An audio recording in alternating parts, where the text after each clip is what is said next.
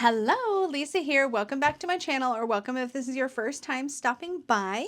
Today we are going to be doing a haul, a good old-fashioned haul, a monthly haul, if you will. I call these my recent deck roundup, but there's not just decks in here, so it's a haul. That's what we're doing. I'm sharing stuff that's come in. These are going to be things that were sent to me for review, things that I purchased, things I backed on Kickstarter, books, decks, randoms. We're going to get into it. Before we do though, just a quick reminder that I am also a tarot deck creator and a author. I will throw up a quick graphic so you can see where you can check out my work if you are so inclined. Let's get into it. So the first thing I really want to tell you all, because I'm really excited about it, I got my very first iPhone and it's purple.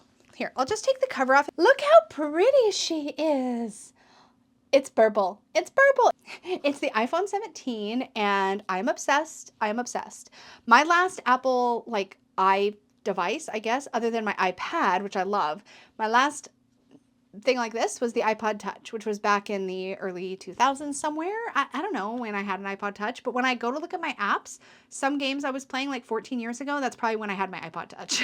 But anyways, I switched from Android and I have to admit, I am pretty obsessed with this device. Not only is it amazing and just so fun, I do feel a little bit old trying to figure out how all the things work, but it's been really great. I didn't think I would really notice a lot. I thought it'd be just like another phone, like basically the same thing, but there are so many little quality of life things. Everything from like one of my favorite little things is actually when I get in my car, I always had Android, like, what do you call it? The Google version, you know, to Google Car, Android Auto, that's what it's called. And so I'd plug in my phone and then I would get my maps and all that stuff, and that's fine. But when I plug this in, it not only, like, it's such a little thing. It's such a little thing. It shouldn't matter. But like, Android Auto would always tell me the fastest way to get to work, which is great. Except for I never went that way. I always went my own way, and then the route would have to catch up, and that's fine. It would figure out which way I was going, and it would follow me, and it's fine. I get a little, like, notification from this phone in the morning, basically being on your usual route, like your preferred route to work. This is your current ETA. Before I even get in the car, which is amazing. But it's my preferred route. Like, it has learned which way I go. Maybe that's creepy. That's probably creepy. But like, I love it. And so I get to there's little teeny, tiny, should be insignificant quality of life things about the iPhone that I didn't think I'd care about, but that I so appreciate, and I've just been really enjoying it. There's just lots of little things, just interface things about the way that the whole thing works. And the more that I learn and the more that I experience, the more I'm absolutely obsessed, and I finally get why, like, it seems like everybody I know has an iPhone.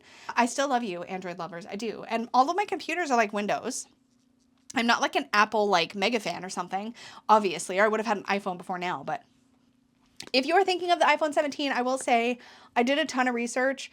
There's very few differences between the 17 and the Pro, and most of the Pro features, I feel like most people, there's not very many differentials, and I feel it's a really good base model this year is what I'm saying. I'm going to shut up because I'm not a tech reviewer. I'm really happy about my iPhone, and it's purple, which just makes me happy. And I'm obsessed with MagSafe. I MagSafe everything now. I even picked up, look at this. I don't know if I'll use it. Like, I'm hoping I will. But I picked up a little, I have this mini tripod already because it kind of functions as a bit of like a selfie stick or whatever. But I don't use it very often. But I got this like MagSafe like tripod mount for it so that I could potentially even use my camera, like my actual iPhone, for like recording or, you know, whatever on the go. Like, look how great is that? The magnet is amazing. Yes, I know you can get MagSafe like cases and stuff, and you can convert Android into Mag. I'm just telling you, I'm excited about it. Okay, like I'm just excited about it, and I'm kind of a nerd, so this is where we are. Okay, that's my tech update for the day. Let's get into some decks. Again, some of these were sent by creators. Some of these things were things that I purchased. I don't even know where to begin. I'm kind of overwhelmed. So let's pick a spot. First off, I am going to share decks that were sent to me by Lily Magic Flower. So Lily has reached out to me in the past about some of her decks that she has put on Kickstarter, and a lot of them have not been my speed, but she came out with this one specifically called the Magic Awakening Tarot. I'm pretty sure Danny and I talked about this one on Hot Takes, but this one is really sweet. It's like kind of an anime style. Anyway, she sent these to me to share with you. So I'm just going to share them with you real quick. I have not done a whole lot of research, but I know that Lily, I believe, is the illustrator of these. This is on like a linen, but it's not black core, but it is a linen cardstock. But it's got kind of this like fun sort of anime witch vibe. And I actually thought this would be a really fun tarot to work with while playing a game of Corico, which I just finished Corico. But if you have Corico and you're looking for a tarot that kind of has the vibe, this is a little bit less Kiki's Delivery Service, a little bit more grown up of an anime art style, but it's kind of in the same vein. And I just thought this was a fun one. So she sent this my way. I haven't spent any time with it really yet. I will have links to everything I'm talking about down below, obviously. But I've seen several of Lily's creations. She's got a very distinctive art style that I recognize, and I feel has been consistent across her different projects. And I really thought this was a fun one. She has a couple of Lenormands, I think, that she put out. I think I showed one. It was like I want to say it was like I might be getting it mixed up with a different one. There was a Lenormand. I'll put it that way. I know that Danny reviewed one on her channel. It was kind of fairy tale themed, but I don't really bring in a lot of Lenormands. But when she contacted me about this one, I was like, yeah, send this one to me. I will share it because this is super cute. And I think it did make me think of Corico. Like, look at that. Look at that Page of Pentacles. She's such a Corico style little witchy. So yeah, this is the Magic Awakening Tarot. I think there was a couple different... Oh, she actually did send me both versions. There's a couple different versions of this. So this is the one version. It's like dark blue. And then this is the other one. I feel like this one might be like a deluxe version. Yeah, this one has the magnetic box. This one has the two-piece box. But these are both the same art on the actual cards. Ah, yes, that's right. This one definitely is the black core, heavier. They're both linen finish, but this is on nicer cardstock. It's got kind of like, it's funny. It feels like soft touch, like a little bit rose petal-y, but it's smooth. Pretty gold shimmery edges and green. I said gold. Green shimmery edges and then these backs. But the fronts are the same. That's right. I remember that. I remember now. Same character, same art on the front. But this one, you can feel it even in the weight of the cards. I don't know if you know, I've made a whole cardstock video geeking out on cardstock details. But one of the things I learned the hard way when making my own deck and doing my own research is that cardstock, when we're talking about GSM, so this feels like it's probably like a 330 GSM black core cardstock. This might be a 350 GSM. I don't know. I don't really know the GSM of this, but this is a different cardstock. This deck feels heavier than this deck, and it's thinner, right? Because GSM is grams per square meter. It's not a thickness measure. It's a weight measure. Anyway, I'm geeking out again. Of these two, this one feels nicer in the hand, but they both feel pretty good. Also, I don't think this one, I just realized this one has a QR code in the back that I'm assuming is for the guidebook. This one had a little guidebook with it, which does have I think it has the English. Yeah, it has English in the back, and I believe Chinese in the front. But this is like I said, the Magic Awakening. If you're looking for something with that kind of like anime witchy vibe, this is super fun. So these are both by the same creator, and these came out in the same Kickstarter campaign, but this is the one that I'm the most drawn to of the two of these. Now, she sent me two other decks. One is hers and was also published by Lily, specifically of Magic Flower, and it's Magic Flower Tarot art on the back. So this one, as far as I understand, is the exact same artist as who did the Magic Awakening. Look at the backs and how purple and sparkly that one is. This one has has that same feel and finish as the nicer edition of the Magic Awakening. It's got that almost like rose petal-y finish. It's got that weight to it, but it's very flexy. Feels very shuffleable. This one has a fairy tale vibe that reminds me a little bit. This is called, again, Shining Star. This one reminds me a little bit, I want to keep the cards in order for now, of the fairy tale Lenormand that she did. It feels like it might be similar. I really like a lot of this art. I would venture to say that this one feels almost more universal in a lot of ways than the Magic Awakening does. I love this death card, actually, quite a bit. So this is fun. Lots of bright color, more gem tones, I would say. Look at this Page of Cups. Do the cups have? Yeah, I'd be interested to see if there's story, because it seems like this one taps into different types of myth, maybe? I can't tell at first glance. But this was more of a surprise. Oh yeah, there's a little promo card for the Magic Awakening Tarot that she was also working on at the time. So this must have come out before Magic Awakening did. So this one again is called Shining Stars Tarot.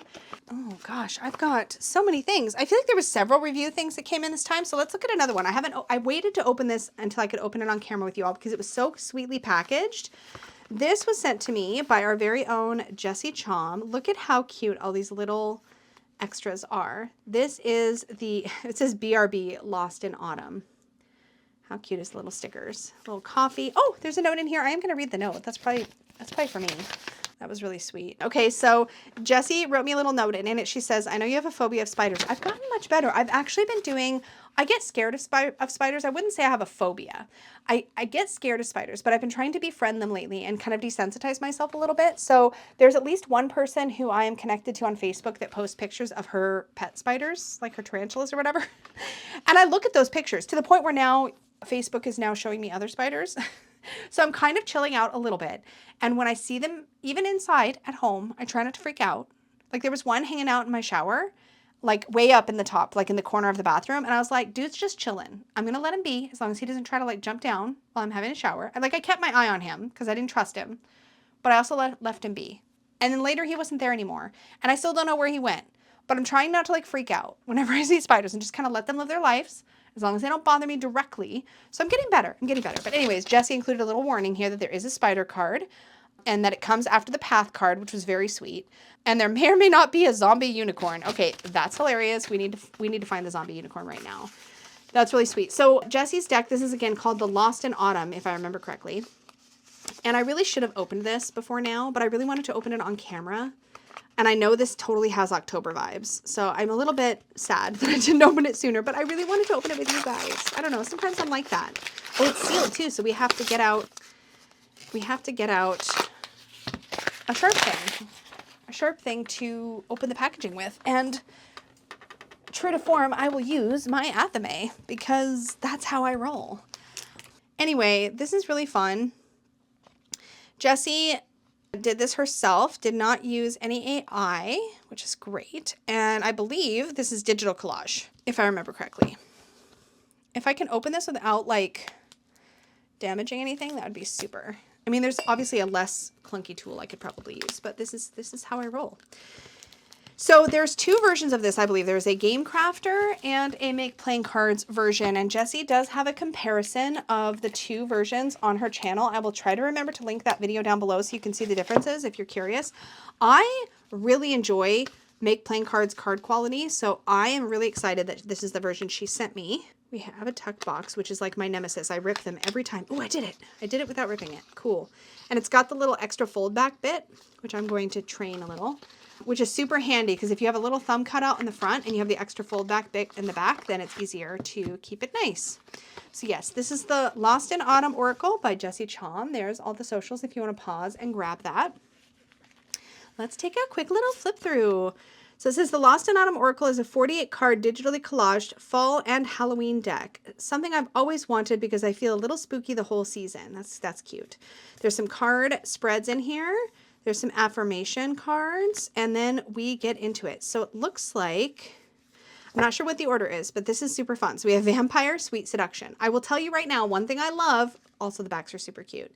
One thing I love is that it has a title, and then it has sort of a theme or keyword or key phrase that you can use to read with the deck, which I really appreciate. So Rain, Feel It All. What a great key phrase there. Ghost, Lost and Found. Bat, Inner Vision. This is so fun. This will pair so cute. This would pair so cute actually with the Boo Tarot, I bet you. I bet you it would look really cute with the Boo Tarot or the Trick or Treat Tarot. Super cute next to that one too. Candy is to Die For. Apple, Wisdom of the Gods. Path, Guiding Presence. There's the spider card. I'm not unnerved by that, but if you are there now, you know. Cat, Unapologetic Worthiness. Blanket, Comfy Cozy. Bee, The Greater Good. This one would not occur to me as a fall theme, but it's fun. Toad, Awkwardly Auspicious. Reaper, Cut It Off. Stew. Loving this cardstock, but again, I like Make Playing Cards. This feels like they're Superior Smooth. Probably they're S33 if I was going to guess. Maybe they're S31. It's either a blue core or a black core, depending on which one. haunted house, acorn. I love the little sparkles she put around the acorn. This is not, I will admit, normally my style of deck, but something like this is so fun for this season. Scarecrow, corn maze. It's cute. It's cute. It's a little bit mishmashy for, again, like this is just one of those things. It's like this kind of like a found object vibe, kind of fun, kind of playful, kind of mishmashy, kind of like we see some cute things, we see some more serious sort of things. So style-wise, it kind of goes in a bunch of different directions, but you have the sort of font and titles to bring it together. Compose your craft, for which is a fun one. Arugula. Interesting. That's I would be so curious why arugula. I don't know why, but that feels like a spring green to me. And I'm like, but why? But I don't know a lot about arugula, in fairness. There's the zombie unicorn. Okay, that's adorable and hilarious. I love that. This is just fun. This is the kind of thing that's just fun. Cider and mud. It's just a little mess. So cute. This is a fun one. This is fun and playful, and it's really great to see people in our community like creating fun and beautiful things. Jesse's working on something else that I think is really fun that I'm keeping an eye on, and it is called the Tarot TBR. And it's like having a tarot tag in a little deck. That's what it looks like. It's super cute. So I'm keeping an eye on that. That looks adorable. So keep me posted on it, Jesse. And yeah, that is the Lost in Autumn Oracle by Jessie Chom. I'll link her channel down below and that video where she compares this version, the Make Playing Cards, and the Game Crafter version. Okay, let's look at a deck that I purchased in October. I didn't purchase very many, but I did get sent several, so it kind of balances out, I guess. I was so excited about this. This is The Long Way Home, A Visual Diary. This is by Sasha Lopez. Sasha is the creator of the When Olga Speaks, I believe it's called, Oracle. That one is not, ironically, speaking to me at the moment. But the first moment I saw this, I snapped it up with a quickness, and I am so, so glad that I did. This is the fact that it had a little mirror. This felt like such a protective charm. I'm sure that's what it was for, but I put it in the deck. This was all tucked into the bubble wrap of the deck. Oh my gosh. First of all, this feels absolutely lush. It says in the box, a good traveler has no fixed plans and no intent on arriving. This is the backs look like. It's kind of like an earthy, cracked mud kind of look, sort of. I don't have a lot of collage decks. There is something about the combination of artwork and phrases that it's like, oh, I get why people are obsessed with When Olga Speaks, which is, it looks to be such a powerful deck. It just doesn't speak to me. I guess it's very personal that way. But this spoke to me. Every card, let death be the soil. The charade of personhood. Transmutation is a slow descent. There's something about these bits of artwork and these phrases, the necessity of goodbye. I feel like this is quite hard hitting if it's meant for you. It feels like the kind of thing that I can pull a single card and journal. And I am actually thinking of playing with it in a bedtime poll to see what that feels like, to reflect on my day using these as prompts. I think it could be a little bit heavy at times, a season of self-worship, conversations with the past, but at the same time, it also feels like it could be really like meaty. I am really excited about the idea of potentially pairing this with Scarab and Dahlia. I'm sure that this would go well with other decks too. I don't have a ton of miles left to go. I don't have a ton of decks that I would immediately think to pair this with, but man, I just felt like this was really special. We have always walked each other home. Like, how beautiful. Nature dances with you. So, so good. I'm not going to show every single card at the moment because I've got other things to show you, but man, the things we carry, strength and softness. I called, but no answer. Let there be laughter. This feels like it could sit with you in grief for sure. This is cry and go on anyway. And I think that may have even been part of the point. Faith, unburdened, held. Oh God, it's so visceral. I am my own home. There's some really powerful stuff in this deck, and it felt just unusually rich and potent and special. So I scooped this up, and I'm so, so glad that I did. But this is called The Long Way Home, A Visual Diary by Sasha Lopez, and I just think it's really special and deserves to be seen and out in the world, and I'm really glad I have a copy for myself. Let's look at something lighter that I purchased. Actually, let's take a little segue, what do you call it? An intermission, I guess. And I'll share the things I purchased at the Witches Flea Market in October. So this is Peggy and my second time participating in the Witches Flea Market in our area. It's a really fun vibe. It's all these like independent creators who, a lot of us are bringing things that are like flea market-ish. Like I brought a ton of decks to be rehomed, and that's usually what we have as the bulk of our table. I also had some cloths that Peggy's made me in the past that we rehomed, some like tarot reading cloths that they weren't getting enough use in my horrifically, like embarrassingly big stash. So we rehomed some of those. And then we also had some copies of our decks out, and my book was out. A couple people bought my book, and I got very excited. I was like, I wrote that. And they're like, really? I was like, yeah. And it was such a fun moment. And so that was really fun. And they do it twice a year. This was our second time. They do one in the spring and one in the fall. And it was just an absolute blast. Our table was like hopping. There was so many people. People were lined up out the door to get in. So many great little handmade goods and like, again, things to be rehomed. Other people had decks or books, witchy objects, but there was also a lot of crafted items and like regular, I guess you could say regular vendor-y kind of things as well.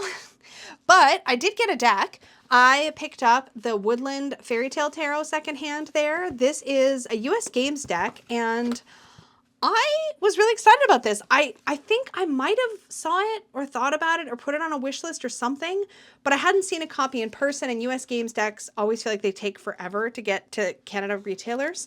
But this is a fairy tale tarot. It says Magic, Folklore, and Plants. It's a box in a box situation. So I don't know if this tuck box is going to remain a part of the situation here. We will see. But it's on this like luscious glossy cardstock, which it's so funny.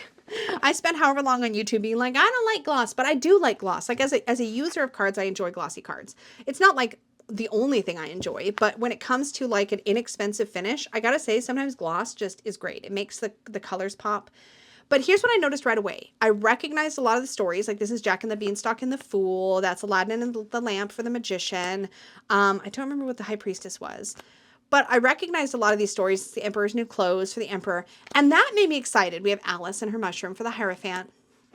But there's also a plant layer to this. So for example, in the Hierophant where we have Alice and the mushroom, it actually specifically states Amanita muscaria, which is the type of mushroom that is. So it tells a little bit about Alice in Wonderland, which is the story represented here. A little bit about the card, a little bit about the mushroom, which is so fun, right?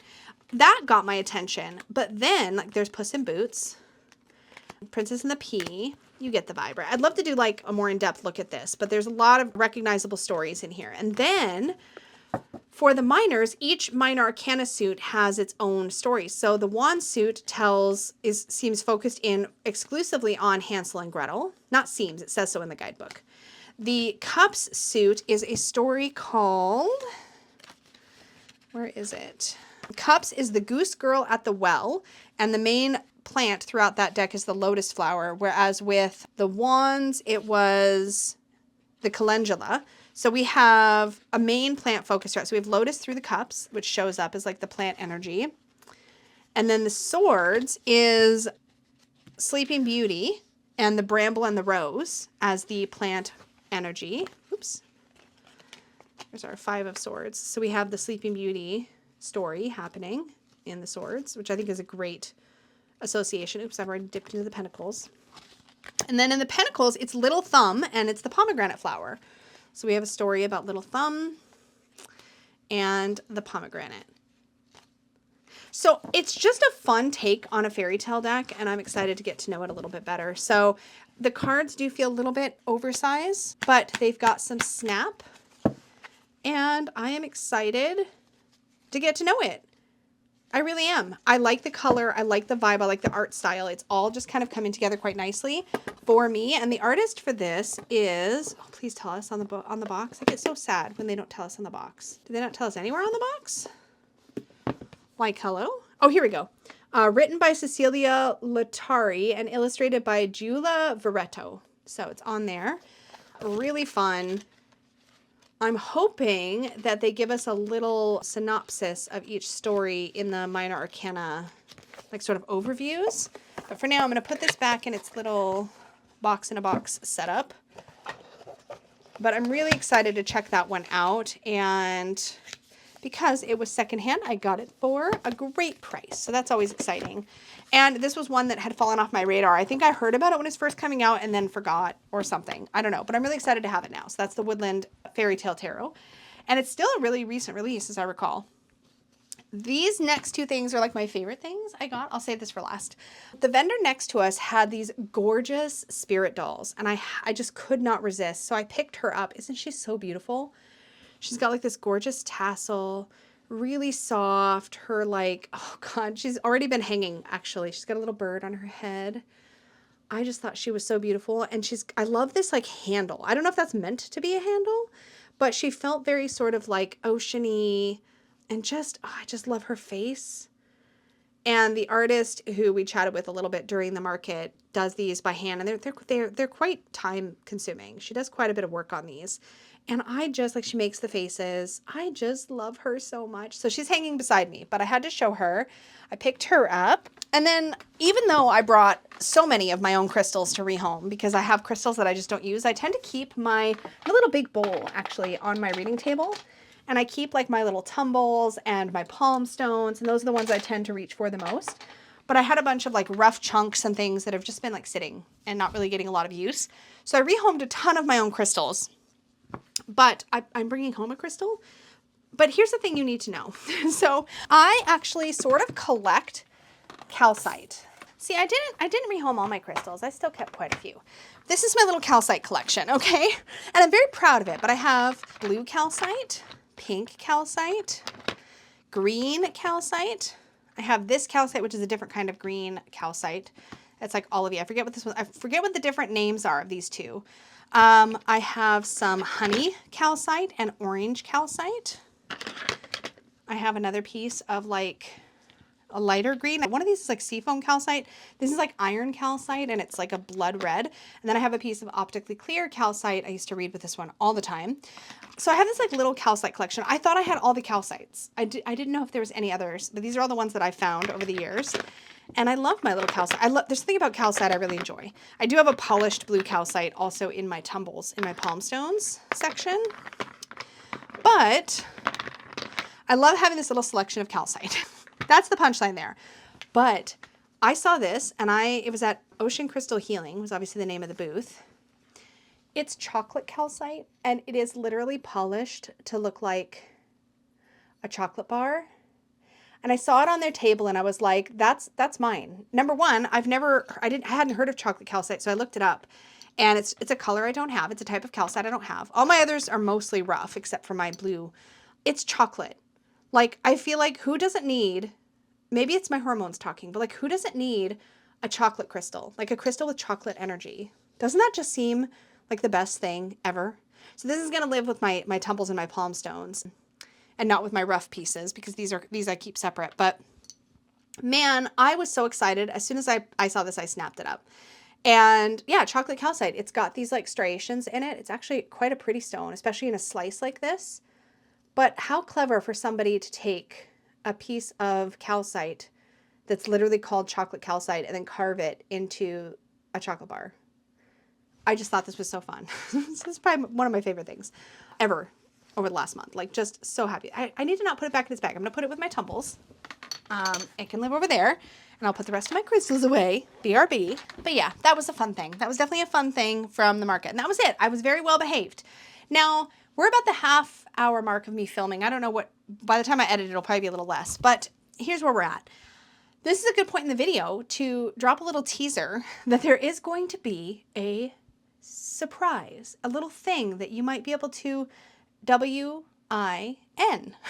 I'm not using fancy keywords because I want this to be a special surprise for those of you who happen to be watching and who hang out with me every month with these videos, because I appreciate you all so much. But the whole reason this is happening is because of a very kind deck creator who offered great customer service. I will share more about that little surprise in a few minutes. But first, let me share a couple of decks that were sent to me by deck creators to share with you. So the first one of these is the Queer Crow Death Magic Tarot. Danny and I chatted about this on our last hot takes, the September hot takes. Now, a couple of notes. So the deck creator sent me a little card with some notes on it. This is not the final Kickstarter version because this is an earlier edition. This is the first edition. of the Queer Crow Death Magic Tarot. And so it sounds like in this one, the creator Frank included the guidebook, which will be sold separately for the edition that's on Kickstarter, or that was recently on Kickstarter. More on that in a moment. But it will be sold separately because not everybody wants a guidebook, and it offered more options for selling. So the second edition will be almost exactly the same. Cardstock is a little slipperier, and the box will be black with silver foil on the top for the logo, and the book won't fit inside of it and will be sold separately. And then decks are expected around late November.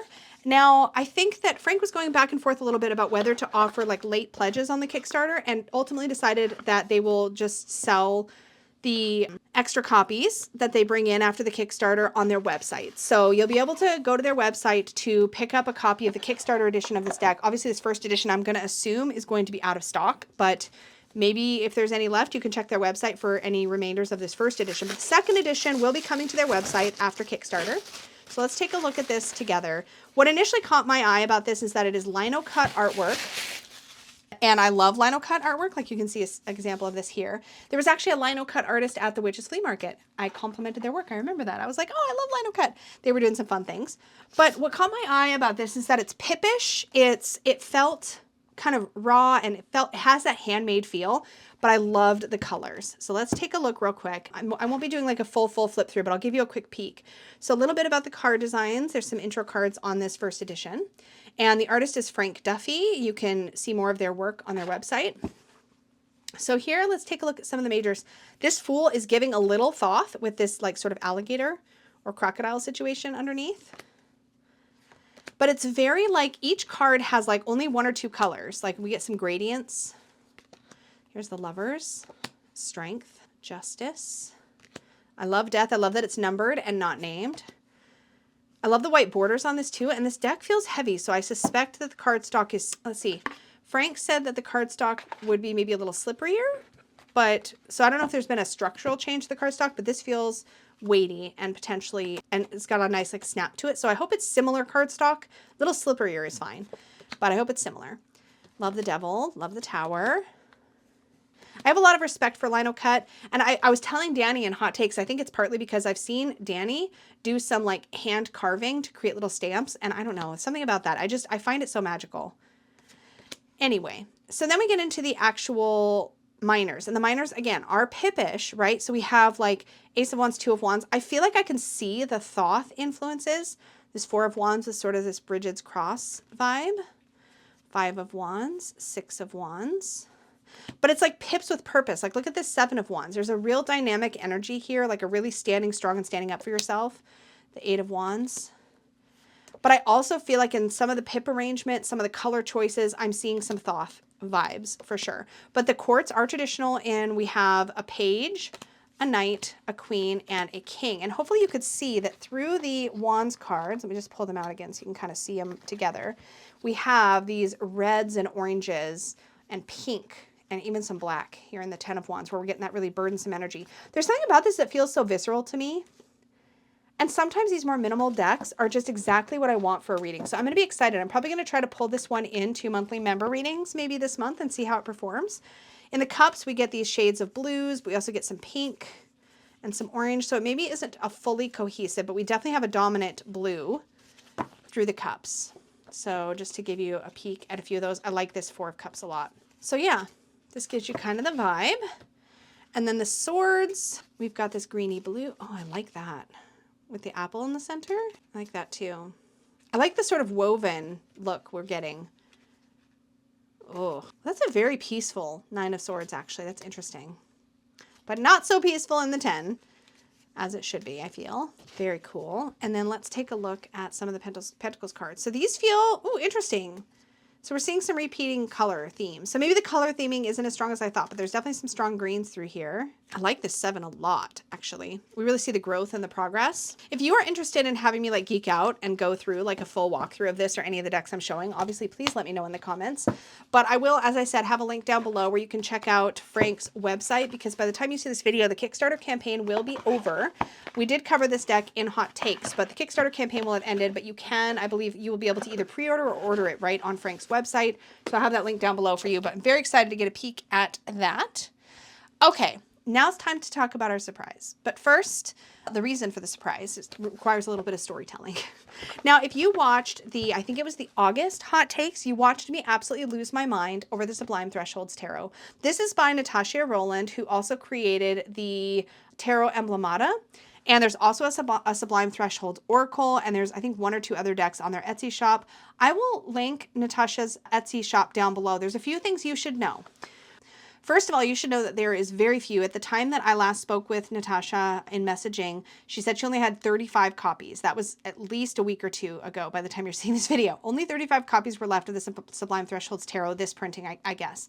I don't know if she plans to do another printing. We're going to look at this deck together in a moment. But there's a little bit of a story because I had ordered this deck or pre-ordered it back in August before Canada Post went on strike. It was either July or August. I can't remember now. I literally ordered it right, like, immediately after I filmed Hot Takes with Danny because I was so excited. We'll look at the deck while I tell this story. Actually, might as well.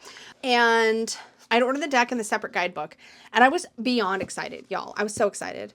And things in the world have been happening. And Canada Post up here in Canada went on strike. And I got a ship notification for this deck after the strike and saw that it was shipping via the postal service.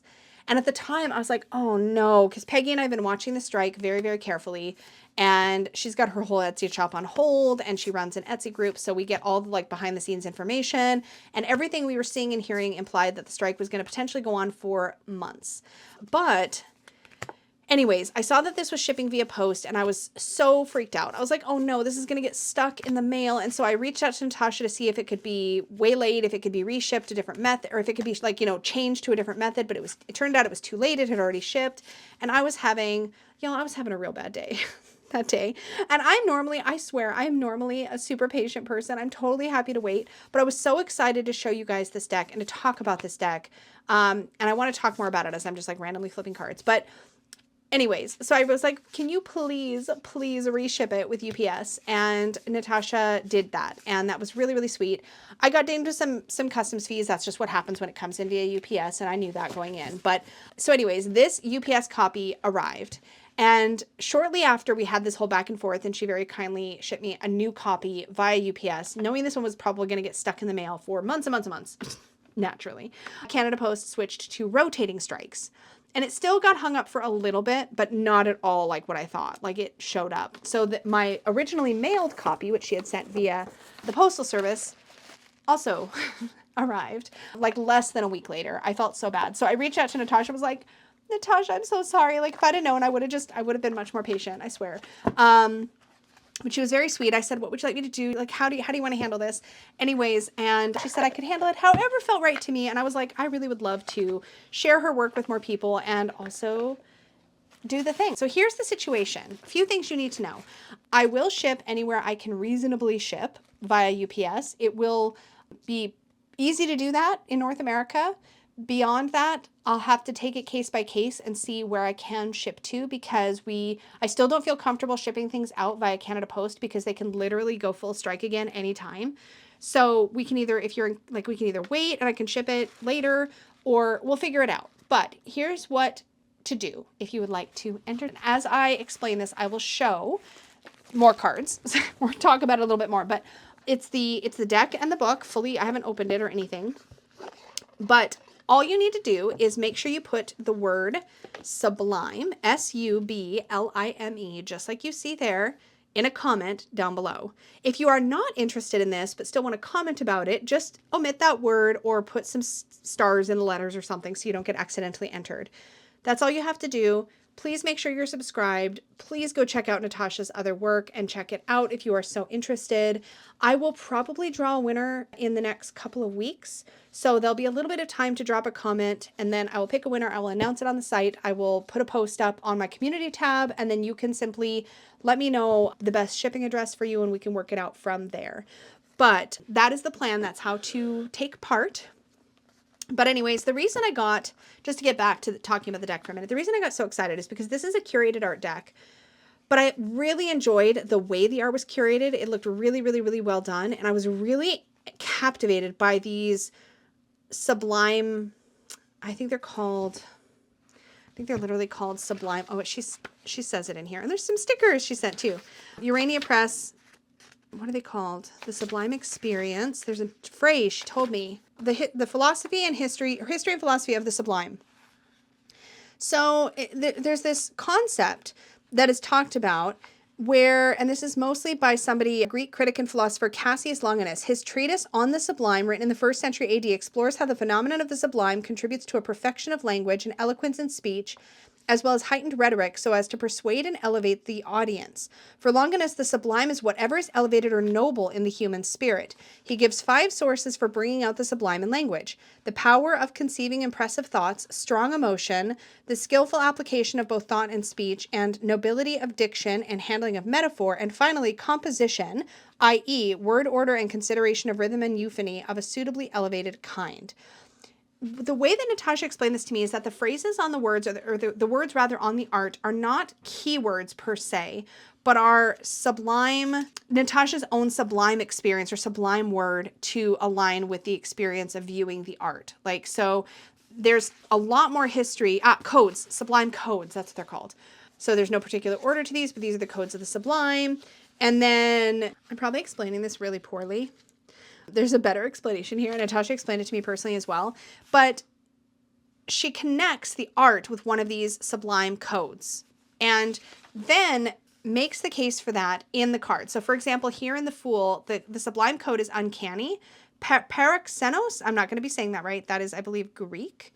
Yes. So sublime code is uncanny, strange, weird, or bizarre, an outsider type who seems to have an otherworldly or mysterious origin, beyond what is normal or expected, atypical and unusual persons or situations. And then the archetype, which is I'm not going to keep trying to pronounce Greek when I don't know how to pronounce Greek, but it's uncanny fool. So there's both a archetype and a sublime code on every card. But the punchline of this is that I feel like they can function as keywords or gateways. And something I've struggled with these curated art decks, these fine art decks, whether it be the Tarot of Delphi or even the Majestic Earth Tarot, is while they're beautiful to look at, sometimes I don't have that bridge between the art and reading it in a divinatory sense. And I was really captivated by these words. Like here we have the Oracle of Delphi in the High Priestess, and the sublime code is visionary. Let's take a look at that one. And the archetype is enthusiasmos. I said I was going to try to pronounce Greek, and here I'm doing it again, which means divine inspiration or being possessed by a god. And there's something really cool about that layer that just really grabbed my attention. Hallowed for the Hierophant, I thought was so cool. Heights for the Chariot paired with this like flying carpet imagery. Now the deck itself does come with a small little guidebook, and it gives a very brief overview of the Sublime Code and archetype for the majors. Oh, and she does include it for the minors as well. You just don't get as much in-depth information. And then also in the big separate guidebook, you also get the name of the art piece. So this one is that right? I believe the title of the artwork is here. So the Exaltation of Inanna. I'm just gonna, Under the Stars. And then there's like a little, To Live of Love, Saint Therese of Lisieux. No, these are quotes. These are quotes, but are the art pieces named? I'm not sure. Oh, no.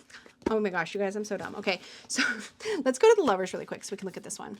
Okay, so you have the Sublime Code and the archetype. So here we have intensity and synergia for the Greek, which is synergy. So you get 2 kind of jumping off points if you want to get into the Greek, especially once you get to know the Greek. You also get a quote. So this is a quote from The Broken Tower by Hart Crane. And so it was, I entered the broken world to trace the visionary company of love, its voice. An instant in the wind, I know not whither hurled, but not for long to hold each desperate choice. That's really beautiful. But you also get the name of the artwork. So this is The Ghosts of Paolo and Francesca Appear to Dante and Virgil by Ari Scheffer. There's the year. This image was chosen because it represents the sublime codes of passion, intensity, contrasting light and darkness, ecstasy, pain, magnetism, anxiety, seduction, eroticism, captivation, tenebrous, synergy, vulnerability, fluidity, overwhelm, and emotion.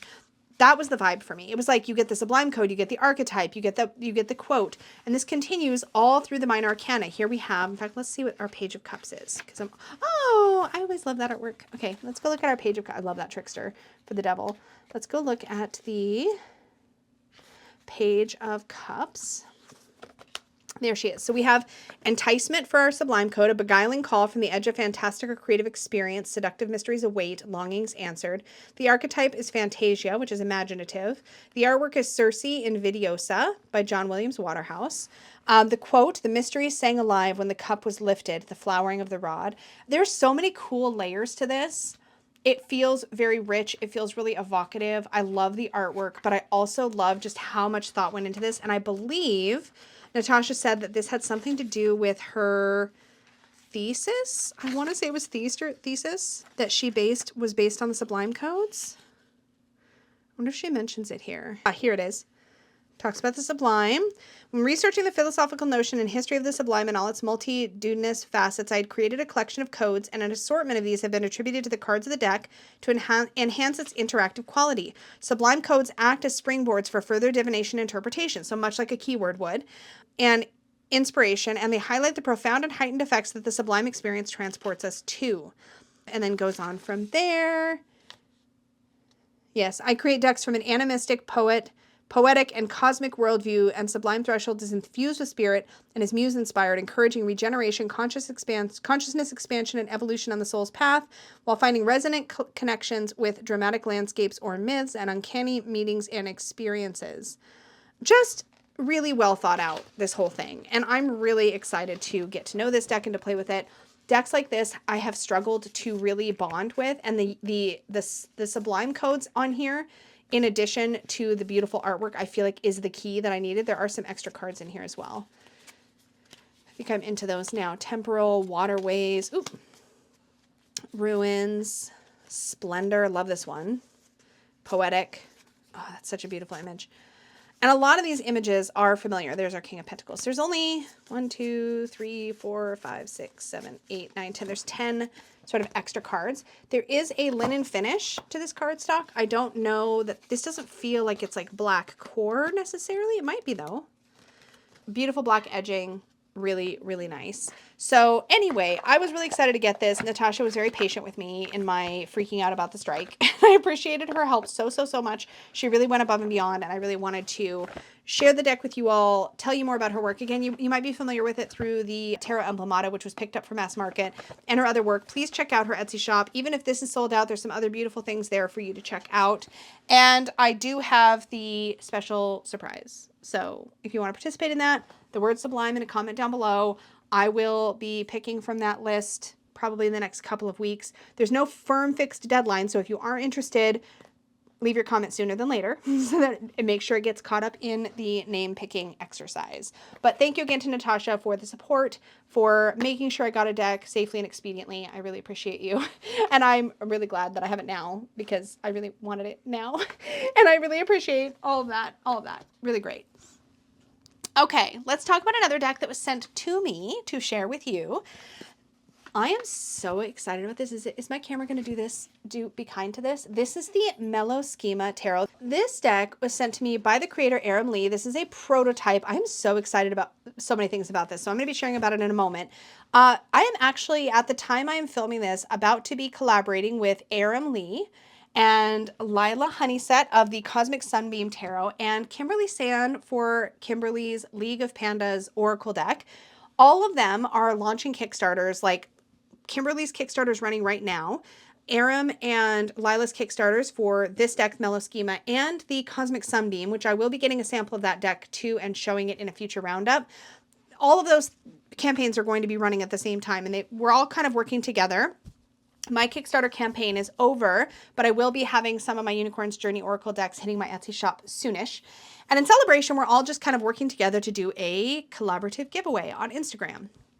So you will have an opportunity to win prizes from each one of us individually. Like there's individual prizes to be won, and you can enter on all of our Instagram. So watch my Instagram account, y'all. I am an Instagram forever noob. So I'm just following instructions. So we'll all be sharing a post if it's not up already, but check our accounts, make sure you're following all of us, that kind of thing. But anyways, Aram sent me a prototype of their deck about to launch, and I'm so excited to have it in hand because it's so special and beautiful. But anyways, and I will also be sharing Lila's in the future, and I'm sure I'll get my hands on Kimberly's at some point as well and be able to share that. But you can check out Kimberly's Kickstarter right now for sure. And if Aram and Lila are also launched, I will put theirs both down below because there's a connection as well. I'm babbling. We're going to try to get to the point. Anyways, this is the first tarot box I've ever touched. I just could not wait to talk about this. That has a fabric finish. I don't know. I mean, like, I wish you had feel-o-vision. This has got a like a fabric, like linen texture. There is something so different and special about the Mellow Schema Tarot. The first time I saw images, I was like, oh my gosh, this is so beautiful and calming to look at. I am so excited about this. But anyways, look at this box experience. So it opens like this and then lays flat. So it's like a clamshell, but it's not magnetic. The neat thing about that is it's all organic materials, which means it should be recyclable. There's no magnet to interfere with that. If you would want to recycle such a beautiful and cool box design. On the inside, it says, a soft realm of calm invites you to enter this open space and listen to your inner voice. How stunning. There was also a little sticker. Actually, I think this is a sticker. It might just be a little print. I'm not 100% sure. But regardless, there is a guidebook, and we'll look at that in a second. There's going to be some differences. Again, this is a prototype. This cardstock feels really nice and weighty, and there is a really beautiful finish on the cardstock. It feels like a matte lamination. I would say it's rose petally, but it's not. It's kind of got that laminated feel. I don't know how to describe it, but it's kind of like smooth, very matte, really luxury feeling, but you can tell the cards are still like moving well against each other. Okay, let's just put this beautiful box to the side, although it is absolutely gorgeous. I've never felt anything like it. I've reviewed hundreds of tarot decks and oracle decks. I've never felt anything like it. So really cool on that. This is what the backs look like. These cards themselves are apparently identical to what will be used in mass production. This guidebook is digitally printed and perfect bound, which I like as a binding. But apparently the final version, of course, will be offset print, which is the higher end printing. That's typical for prototypes. And thread bound or stitch bound, which is great. And let's see what else. The paper of the guidebook might change somewhat, but otherwise there'll be a treatment on the cover, things, just little details. Now, there is an extra card in this copy that was sent to me. I feel like I've been on here for so long already, but here we go. Look at these hollow details, first of all. It's very delicate, but they catch the light just beautifully. But this card is called Unknown.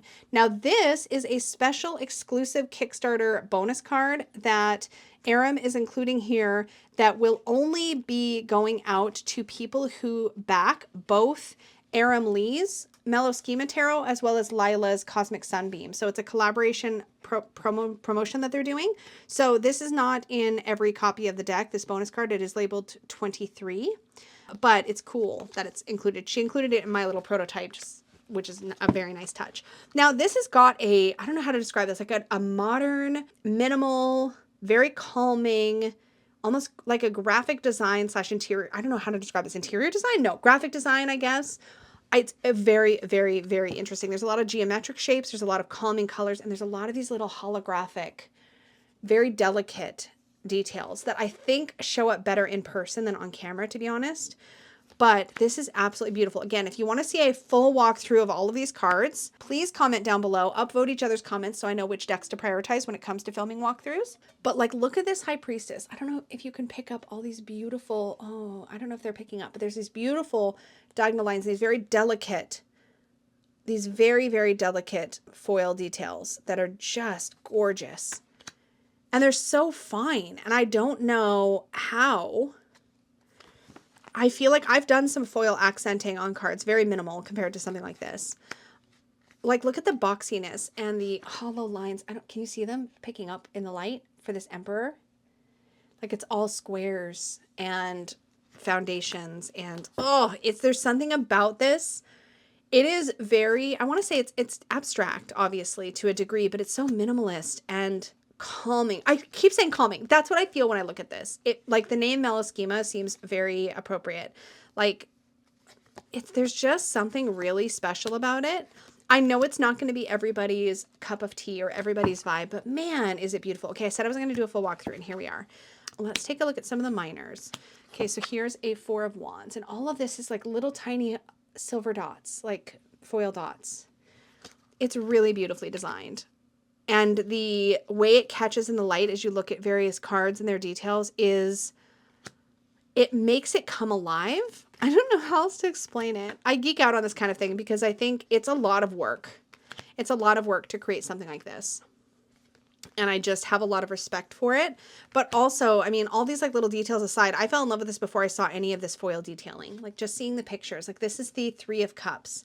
And look at how it's kind of like this interactive Venn diagram of these soft colors and the way that they interplay together and create this beautiful whole where they all overlap. So beautiful. What does the 9 of Cups look like? You know, I always want to know. Oh, look at each one of these cups is like individually overflowing. And when you catch the light, you can see it. Man, camera does not do it full justice, but oh, it's so pretty. I love this Page of Cups. This is definitely the kind of thing that just, it like almost breaks my brain a little bit because I feel like I understand the movement of light and energy in every card. It's it's like the most minimalist, I would say, deck that I've ever had and featured here on the channel, but it is so beautiful. Like this Knight of Pentacles, it gives like a little bit of mini Emperor vibes. I just really like this. I don't know. It's again, it's very abstract. If you like this kind of thing, I think you're going to really enjoy this, but just such a cool, innovative take on the tarot. That kind of thing always really excites me. I love it when creators get, I was going to say creative, but that's so repetitive. I love it when creators get really innovative with their work. The guidebook does give a good, like, few keywords up at the top and then a write-up under every card, and it does not skimp in the minors, as you can see. There's like a nice, meaty, substantial write-up. The visual language and atmosphere, it speaks about that a bit here. 1-card readings. A 4-step path example reading. I just think this is great. I think this is great. I think it's special. Anyway, that is the Mellow Schema Tarot. And then the other deck that was sent to me as a gift and a surprise is the beautiful final version of the Grief Journey Oracle. This is the deck by the lovely and fabulous Marion Kirk, and the artist is Terry Cottrell. These are, I believe, all oil painted. I want to say oil painted. I know they were painted, but Marion sent me a prototype of this that was like a make playing cards style, like standard playing card size, or not playing cards, standard tarot size. So some of the artwork was cut off, but it was still so beautiful. We don't get a lot of decks devoted to the concept of grief and moving through grief, and I feel like this is just so beautiful. And because it is an animal deck, and I know y'all, listen, I know me and animals, but just hear me out on this. Because it's an animal deck, I think it is very effective as a grief deck. I think that because animals are represented and not people in the artwork, it allows us to process whatever type of grief we need to process. I am so excited to have the final version of this deck in hand, and I was not expecting it. It was a very kind gift from Marion. Thank you so much to Marion. And, oh, this smells so good. And inky. I love that new deck smell. There's a unicorn. It is really beautiful, beautifully put together. And of course, Marion has all of her incredible writing in the guidebook. Marion also did the guidebook for another tarot deck. I am Wandering Star Oracle, I think. Or no, there was a tarot by the same artist. I can't remember the name of it. I'm so sorry. Sorry, Marion. There's also a foreword in here by Christopher Hughes. How amazing. I can't wait to read all of this. I cannot wait to read all of this, truly. Really super special. I think that a deck like this is so great to have in your collection because we go through rough times, and having a deck that's going to see us in that rough or painful time and be sort of a supportive tool, I think can be incredibly helpful. But the themes here are really on point, very intense, but also very, what's the word I'm looking for? Validating. This is a sticker for sure. I've shown these on the channel, but just look at, oh, this card made me legit like full on sob cry in the middle of my review. I had to take it out. I didn't like make you all listen to me. Oh, this one too. Some of these they kick me in the stomach with just how profound they are, how beautiful and intense, but in a good way. Like, I feel like, again, when we're going through a difficult time, when we're struggling with loss, whether that is loss of human life, in our world, whether that is loss of a pet, whether that is loss of a significant shift in our life, like a job or a career, like when we're moving through retirement, sometimes we go through all of these phases. And the selection of keywords, the way the artwork evokes the idea of each one is just so special and well done. Oh, I love it so much. This journey card is something else. You can really see the texture of the paint, which I think is so incredible as well in Terry's artwork. I love the Highland cow so much.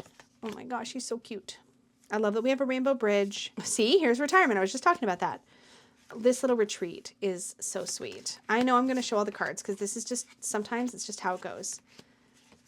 It's really special. A Tempest and Tranquility. I love these cards side by side because it's like clearly the same boat, right? And you can see sort of the before and after, or the during and the after.